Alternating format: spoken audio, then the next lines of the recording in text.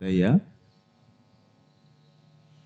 ya, berbahagia pada hari ini ya kita dapat bersama-sama memperingati dan merayakan Magha Puja. Apalagi dari tadi kondisinya sepertinya aman. Ya, syukurlah. Ya, pada malam ini ya kita sama-sama merayakan dan memperingati Magha Puja. Menurut penanggalan kuno, lebih tepatnya India kuno atau Jambudipa. Ya, Uposatha kemarin ya sekitar tanggal 12 itu adalah tahun barunya ya orang India kuno atau Jambudipa kuno ya. Ya karena memang Magha Puja ini adalah awal tahun dalam penanggalan Uposatha. Agak berbeda dengan penanggalan yang kita ketahui ya pada saat ini. Ya dan juga Magha Puja ini adalah sebuah fenomena khusus yang selalu muncul dalam setiap Buddha. Ya kalau Anda ada Google ya Buddha Carya atau Buddha Pitaka, kitab suci tentang para Buddha, Anda akan menemukan bahwa dalam setiap Buddha itu selalu ada yang disebut dengan Magha Puja, walaupun dengan nama yang mungkin ada yang berbeda. Tetapi apabila Anda baca lebih lanjut, Anda akan menyadari bahwa fenomenanya sama. Ya, seperti 4 hal yang tertera pada Magha Punami Puja kata tadi. Ya, bahwa dalam setiap Buddha itu terjadi 1 kali di mana para biku itu datang dan berkumpul tanpa adanya undangan. Ya, jadi seperti Bapak Ibu saudara-saudari yang misalnya tahu-tahu ke wihara padahal tidak ada WA, tidak ada SMS, tidak ada kode-kode, ya tahu-tahu beberapa datang ke wihara, ngumpul. Ya, seperti itu. Kalau sekarang kan Anda semua datang karena diundang kan ya. Ya, semuanya di sini karena diundang. Saya juga datang karena diundang. Ya, jadi karena diundang kita datang. Ya, tetapi dalam fenomena Magha Puja mereka semua para bante itu tidak diundang. Yang berbeda adalah jumlah bikunya. Ya, dan kebetulan Buddha Gautama ini jumlahnya yang paling sedikit, ya cuma 1250. Ya, kalau Anda membaca Buddha Carya, Anda akan menemukan Buddha-Buddha lainnya jumlahnya itu banyak-banyak. Ada yang sampai jutaan. Ya, tetapi semuanya sama, yaitu adalah biku kinasawa yang ditabiskan melalui biku upasampada. Ya, kinasawa yang sempurna. Yang artinya mereka yang memiliki pengetahuan tentang Nibbana dan juga memiliki kemampuan abhinya. Ya, biku itu ada 2 dalam pencapaian kesucian. Ya, 1 biku biasa yang hanya memiliki pengetahuan Nibbana, dan 1 lagi biku yang sempurna yang tahu abhinya dan juga memiliki pengetahuan Nibbana. Ya, jadi ada yang tahu tapi tidak punya kesaktian, dan ada yang tahu dan juga memiliki kesaktian. Ini disebut kinasawa, mereka yang sempurna. Dan biku upasampada adalah ya metode penabisan para biku yang hanya bisa dilakukan oleh Sang Buddha. Dan ini memiliki banyak sekali persyaratan, dan persyaratannya sangat tinggi. Di antaranya adalah memiliki atau tercapainya persyaratan untuk mencapai penerangan sempurna atau menjadi arahat maga dan pala. Ya, jadi Sang Buddha hanya bisa melakukan ehibiku upasampada kepada calon biku yang memang pada saat itu, ya pada saat kelahiran ini, kehidupan ini, ya dapat mencapai arahat maga dan pala. Ya kalau tiba-tiba saya muncul di zaman itu, ya saya tidak bisa ditabis ya dengan ehibiku upasampada karena belum memiliki potensi untuk mencapai arahat maga dan pala. Ya sama, pada saat ini juga kalau Sang Buddha muncul mungkin belum bisa. Kalau bisa syukur, ya kalau enggak ya sudah. Ya ehibiku upasampada ini hanya bisa dilakukan oleh Sang Buddha. Ya karena ini adalah penabisan biku yang memerlukan ya salah satu kemampuan Sang Buddha, yaitu melihat paramita atau timbunan kama dari individu. Ya dan juga kemudian karena makin banyak biku yang ditabiskan, ya Sang Buddha kemudian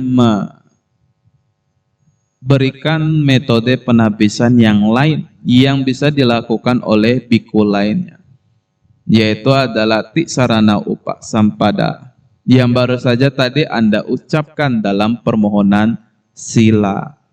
Ya, Buddhang Saranam Gacchami, Dhammang Saranam Gacchami, Sanggang Saranam Gacchami, Dutiyampi Tatiyampi.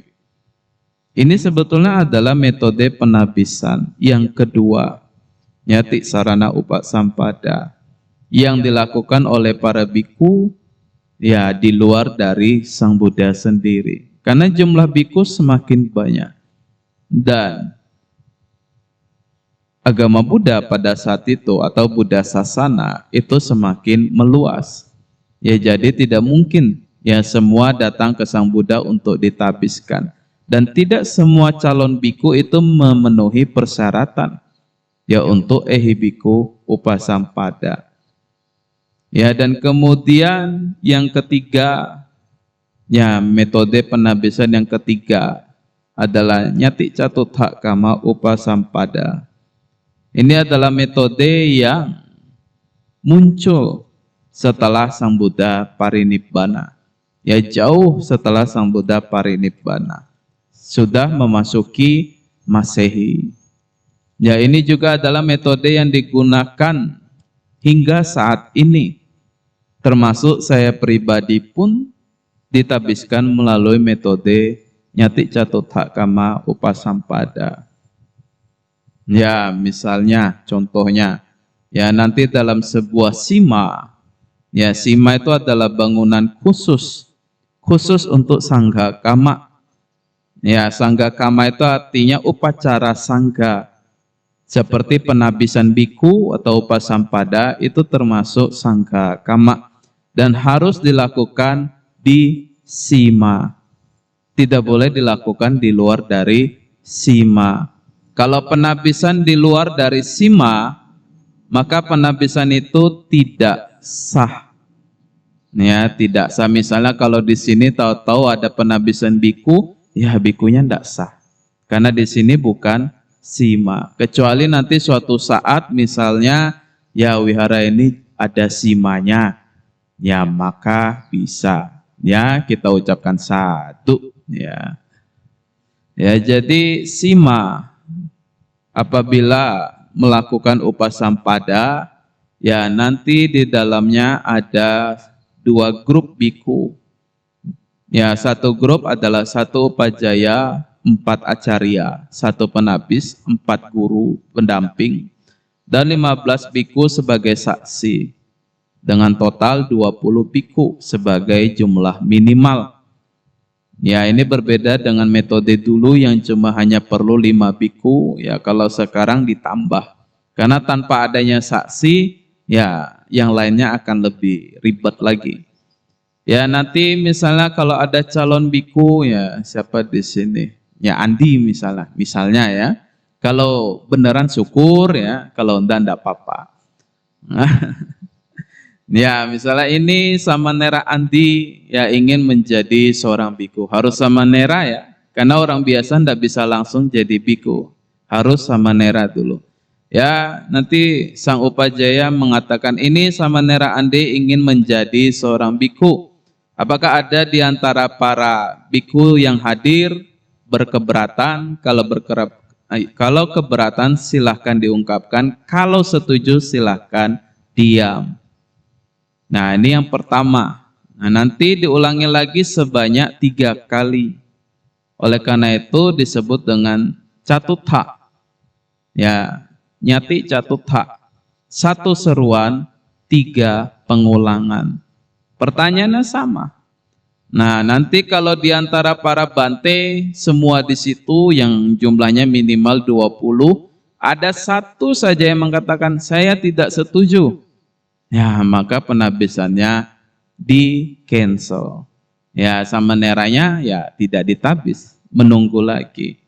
Ya, sampai hingga semuanya diam, ya maka penabisan dapat diberlangsungkan.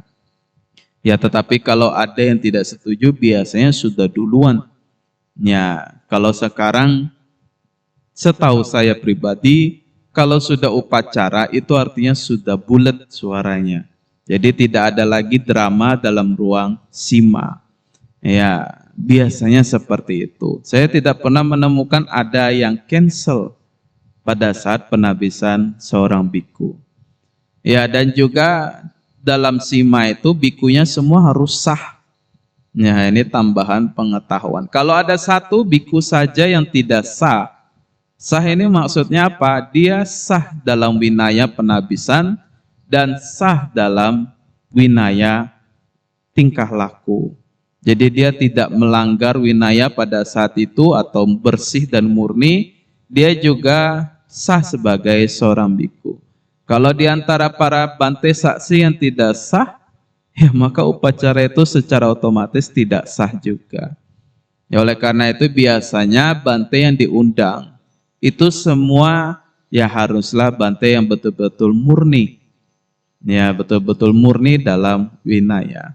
Ya, ini adalah nyati catutha kama upasampada yang dilakukan atau digunakan pada saat ini.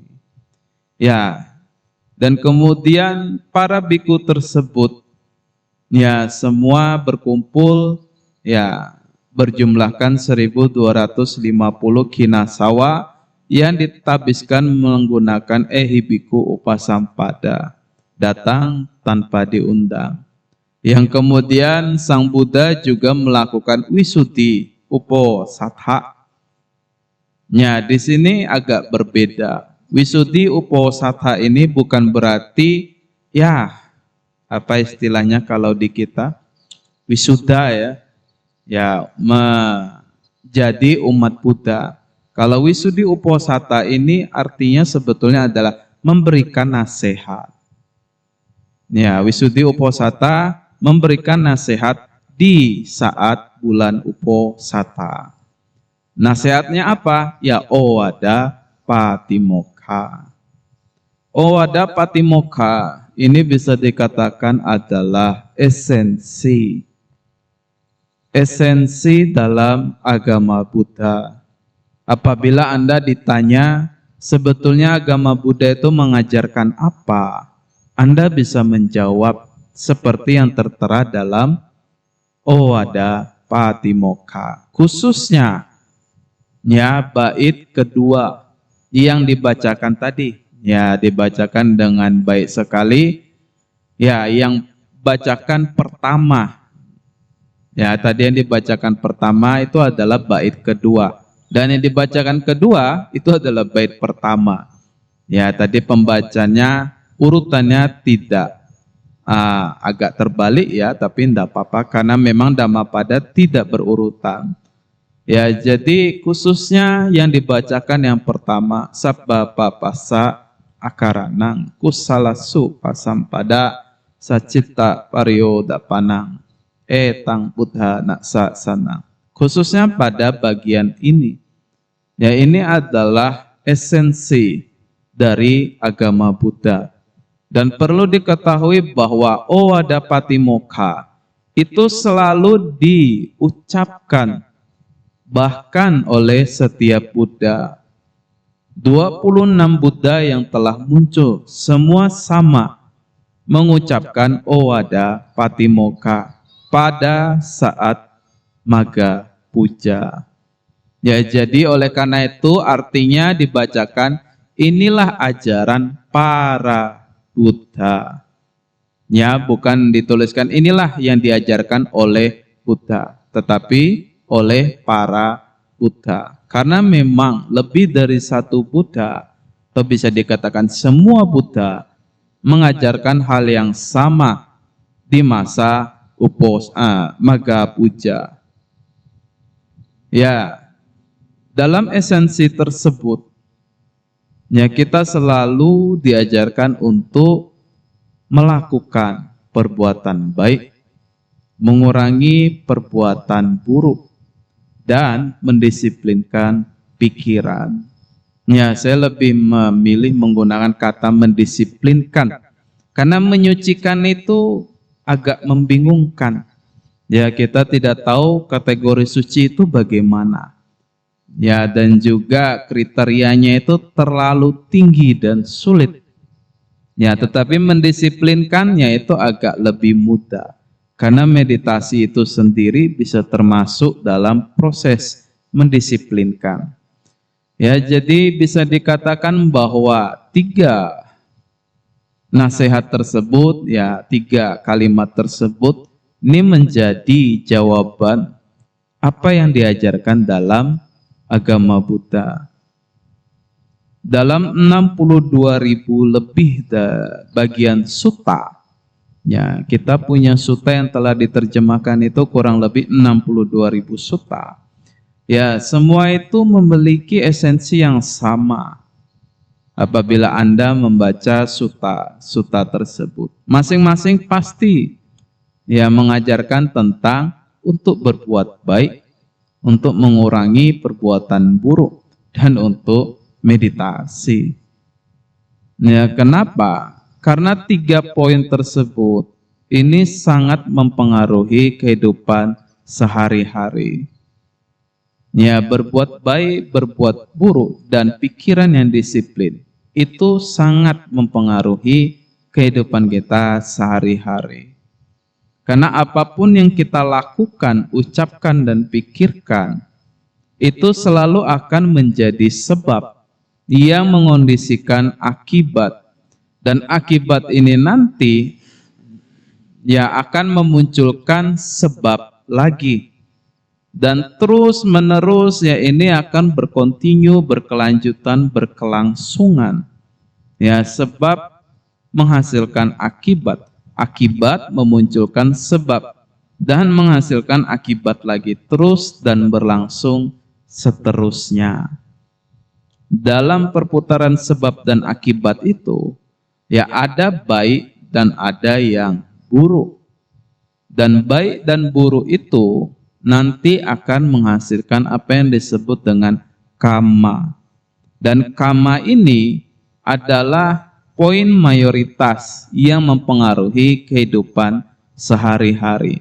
Bahkan keberlangsungan hidup dari setiap makhluk hidup itu cukup terpengaruhi oleh karma itu sendiri. Ya, segala hal yang muncul dalam kehidupan sehari-hari ini memiliki erat kaitannya dengan karma. Ya, misalnya saja dalam contoh yang sederhana yang bisa dikatakan ya terwujud dalam kehidupan sehari-hari. Ya, seorang individu yang banyak melakukan perbuatan baik dalam lingkungannya akan lebih mudah bersosialisasi dan apabila mengalami kesulitan akan lebih mudah mendapatkan bantuan. Sebaliknya, mereka yang suka berbohong sulit untuk dipercaya oleh orang lain. Mereka yang suka mencuri selalu akan diawasi oleh orang lain.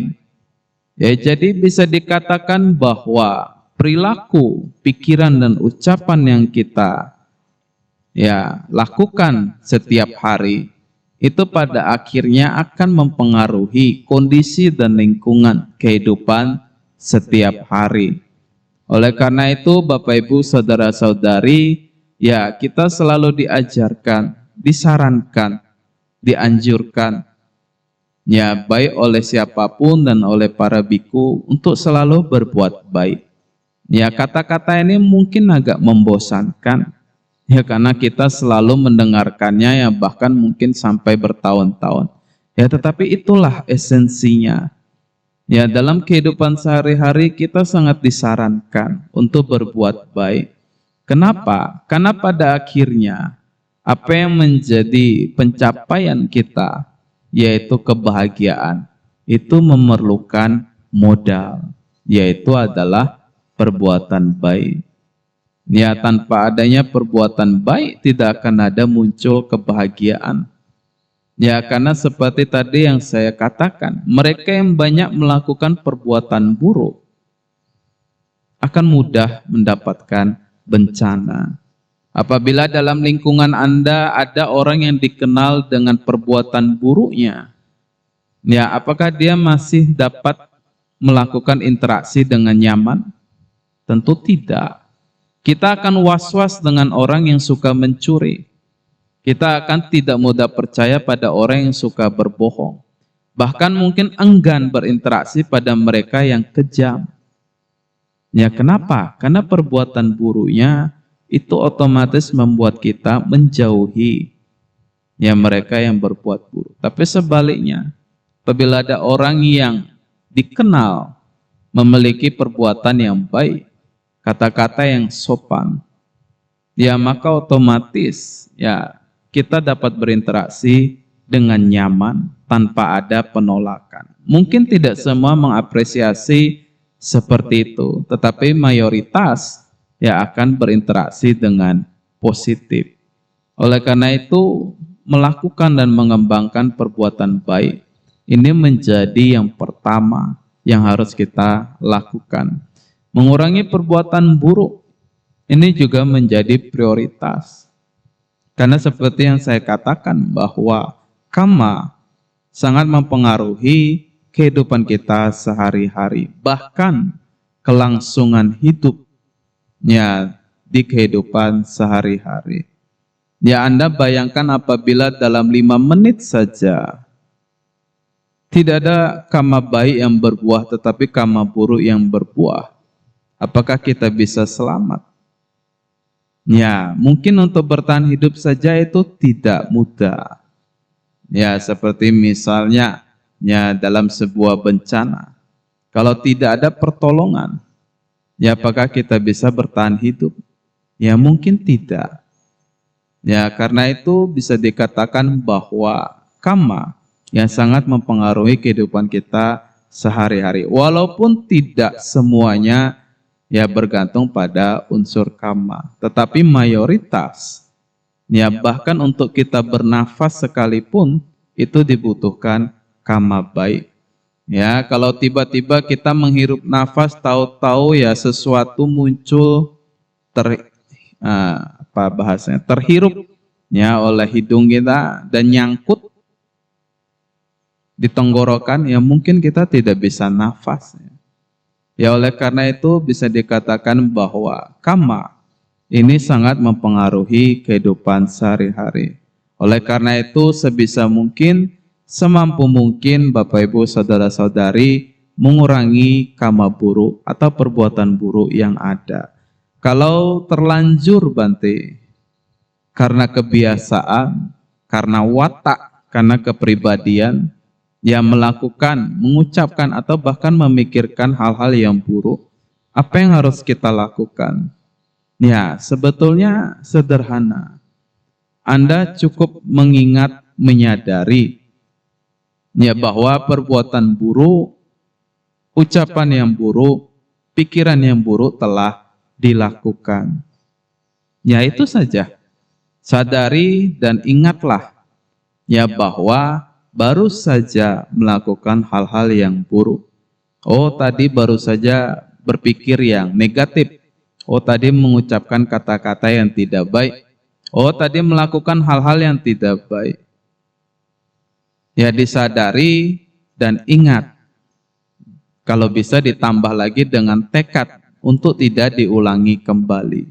Walaupun nanti ternyata diulangi lagi, ya tadi berbohong, besok berbohong, lusa berbohong. Ya, diingati, disadari, baru saja tadi berbohong. Ya terus menerus hingga suatu saat nanti apabila bencana besar tiba, di mana Anda tidak berdaya, tidak bisa menghindar, tidak ada bantuan dan lain sebagainya, betul-betul tidak berdaya, Anda akan ingat bahwa oh inilah duka. Ya, karena orang bilang kalau ndak kapok ndak tobat. Ya, jadi ketika Anda mengalami bencana yang besar, Anda dapat mengingat kembali, menyadari bahwa ini adalah duka. Inilah yang disebut dengan duka. Inilah yang disebut dengan penderitaan. Nah, ini adalah metode yang memang agak menderita, tetapi ini salah satu metode yang paling efektif untuk menyadari bahwa inilah yang disebut dengan duka. Ya, dengan demikian Anda sadar bahwa ini yang disebut dengan duka.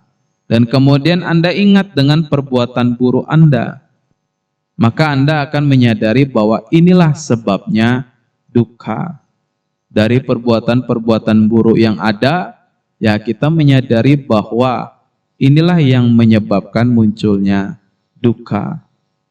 Ya, nanti memikirkan kembali bagaimana ya melenyapkan duka.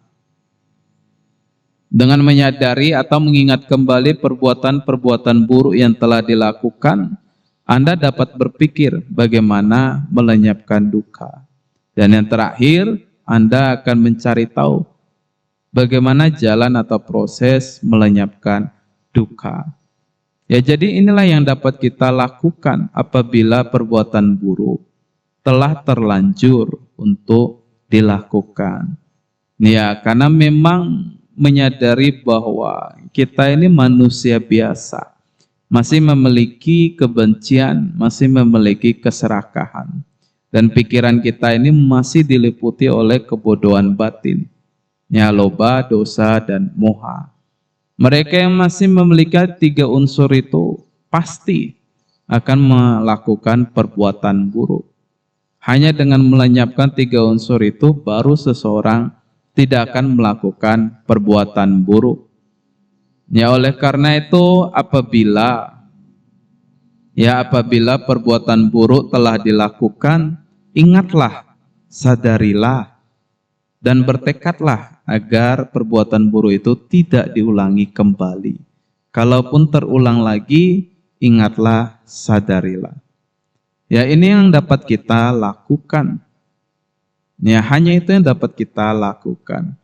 Dengan begitu, ya pelan-pelan, ya nanti dapat melatih diri, ya untuk mengurangi perbuatan buruk yang ada. Dan ini harus diwaspadai. Karena perbuatan buruk, ucapan buruk, pikiran buruk, ini tidak hanya berakhir sampai di situ saja. Tidak hanya menghasilkan karma buruk, tapi nanti akan memunculkan hal-hal negatif lainnya. Ya, kebencian, keserakahan, arogansi, kesombongan, kekikiran, dan lain sebagainya. Ya, semuanya itu akan muncul. Ya, karena perbuatan buruk, pikiran buruk, dan ucapan buruk, yang lainnya juga akan bermunculan. Oleh karena itu dalam Atthangika Magga disebutkan bahwa yang paling pertama adalah memiliki pandangan benar. Karena selama kita tidak memiliki pandangan benar, ya hal-hal benar lainnya juga tidak akan muncul. Ya, karena apabila kita terus melakukan perbuatan buruk, itu artinya dalam pandangan kita masih menganggap bahwa melakukan perbuatan buruk itu masih oke. Nah, itu adalah pandangan yang tidak benar. Oleh karena itu, Bapak Ibu, saudara-saudari, dalam Owada Patimokkha yang pertama itu selalu mengurangi perbuatan buruk. Ya, karena tanpa mengurangi perbuatan buruk akan sulit untuk melakukan perbuatan baik. Ya, baru kalimat kedua itu adalah melakukan perbuatan baik sebisa mungkin, semampu mungkin. Ya, ini juga menjadi catatan bahwa melakukan perbuatan baik itu juga harus dilakukan dengan pikiran yang agak cerdas, ya agak pintar. Ya, jangan melakukan perbuatan baik dengan mengorbankan diri sendiri atau orang lain. Lakukanlah dengan kemampuan yang dapat dilakukan semampunya, sebisanya. Tidak perlu berlebihan, tidak perlu mengorbankan diri sendiri. Kecuali kalau memang Anda mampu mengorbankan diri sendiri, ya silahkan. Yaitu adalah berbuat baik tingkat yang lebih tinggi lagi, yang kita sebut dengan paramita. Ya, tapi kalau Anda tidak mampu, lakukanlah sebisanya, semampunya. Ya, tetapi teruslah dilakukan. Walaupun kecil, ya teruslah dilakukan. Perbuatan buruk walaupun kecil, berusahalah untuk tidak dilakukan. Yang ketiga, yang terakhir, mendisiplinkan pikiran. Ini sebetulnya juga adalah yang paling esensi dalam Buddhisme. Ya, dalam Buddhisme yang paling esensial itu adalah meditasi. Tapi berapa banyak umat Buddha yang meditasi? Ya, apakah Anda meditasi setiap hari? Ada? Oh ya, syukur ya kalau ada. Kalau tidak ada, saya sangat menyarankan untuk mulai berlatih meditasi setiap hari. Ya, tidak usah muluk-muluk duduk 1 jam, 2 jam. Saya juga tidak mampu sebetulnya. Ya, kaki kesemutan. Ya, baru 10 menit sudah kram. Ya, Anda bisa duduk dimanapun juga yang Anda merasa nyaman. Ya, saya di Balikpapan punya 1 sofa single. Kalau saya meditasi, saya duduk di sofa. Ya, enggak bersila juga. Ya, bahkan enggak sedikit kadang kebablasan ketiduran. Ya, sering juga. Ya, Anda bisa berlatih meditasi dimanapun Anda merasa nyaman. Ya, duduk silahkan, duduk bersila silahkan, berdiri silahkan, berjalan tidak masalah. Yang penting cobalah untuk meditasi. Atau seperti yang sering saya praktekkan dan juga sering saya anjurkan adalah meditasilah sebelum Anda tidur dan meditasilah setelah Anda bangun. Ya, mau tidur setelah semua yang perlu dilakukan telah dilakukan, ya meditasilah. Tapi sebelum tidur jangan meditasi terlalu serius, nanti tidak tidur-tidur. Ya, meditasilah dengan sebutannya loose ya. Tidak perlu terlalu serius. Kalau memang pikiran Anda mulai dikatakan berkeliaran, ya biarkan saja. Ya, seperti Anda duduk di depan rumah. Ya, Anda akan melihat ada motor yang lewat, ada orang lewat, ada mobil lewat. Ya sudah, itu saja. Yang penting Anda tahu ada yang lewat. Siapa yang lewat, mau kemana, pakai apa, itu tidak masalah. Anda hanya cukup tahu, oh ada yang lewat. Itu saja. Ya, jadi kalau mau tidur, meditasilah. Sampai kapan? Sampai ketiduran. Ya, sampai ketiduran. Ini adalah metode yang saya gunakan dari Samanera hingga sekarang. Ya, nanti kalau sudah bangun, ya meditasilah sejenak. Nah, kalau ini meditasinya serius. Ya, jangan tidak serius. Kalau tidak serius nanti bablas tidur lagi. Ya, kalau mau tidur meditasilah, tapi tidak perlu serius. Sampai ketiduran. Begitu Anda bangun, meditasilah, tapi yang serius. Berapa lama? Ya terserah Anda. 5 menit boleh, 10 menit boleh. Bahkan sesukanya sampai Anda merasa cukup, ya sudah. Silahkan.